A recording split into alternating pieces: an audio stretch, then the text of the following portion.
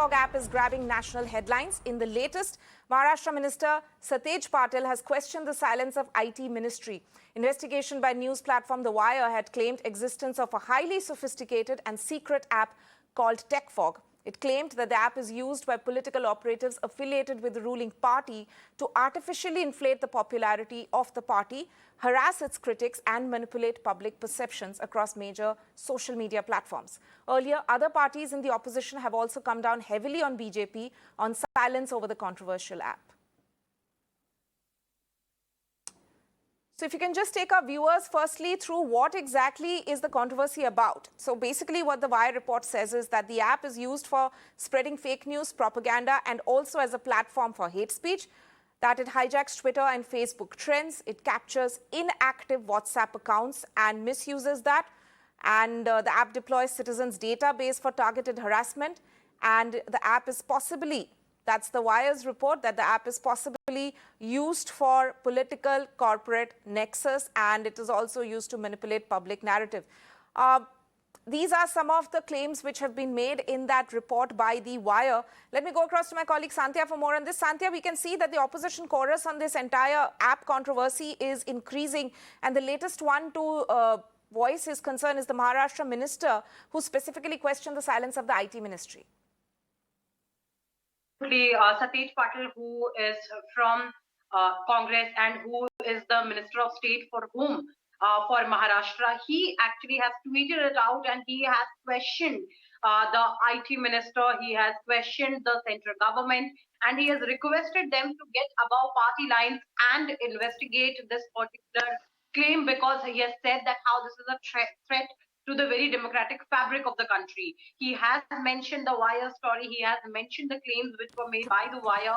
Now, whether or not rest of the leaders of Mahavikas Aghadi government will join this chorus or not, that is to be seen, because remember, when we talk about BJP, Maharashtra is that one state, Mahavikas Aghadi is that one government which is, despite all its tips, it's still presenting a united front and is questioning BJP central government on almost every occasion, on almost every controversy. So that's why this voice is coming from Maharashtra leaders of Mahavikas Aghadi government are important. Now, whether or not these voices coming from the opposition parties is going to make a difference, and whether or not these things, this claim will be properly investigated or not, that remains to be seen. But yes, the demand for a detailed inquiry and that too keeping the party lines right aside is increasing.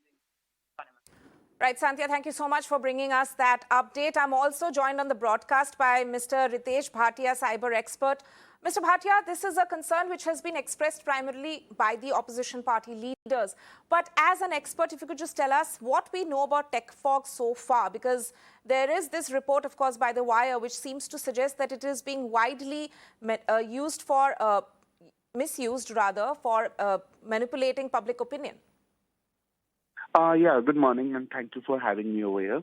So if you see, right now, the TechFog is not really an app like which can be downloaded on the App Store or the Play Store. It seems that it has been like developed, and it operates only and only from a particular area, because there are like firewalls, and all I'm telling you is only after reading this particular report.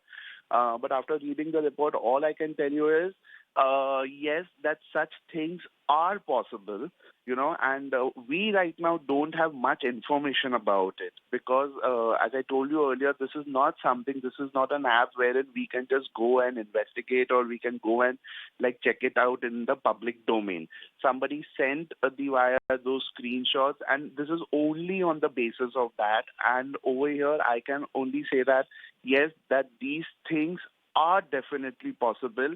And when they are talking about hacking into others' WhatsApp, or I wouldn't say hacking, I would say like taking over other inactive WhatsApp accounts, making something trend so much, these literally are possible as such.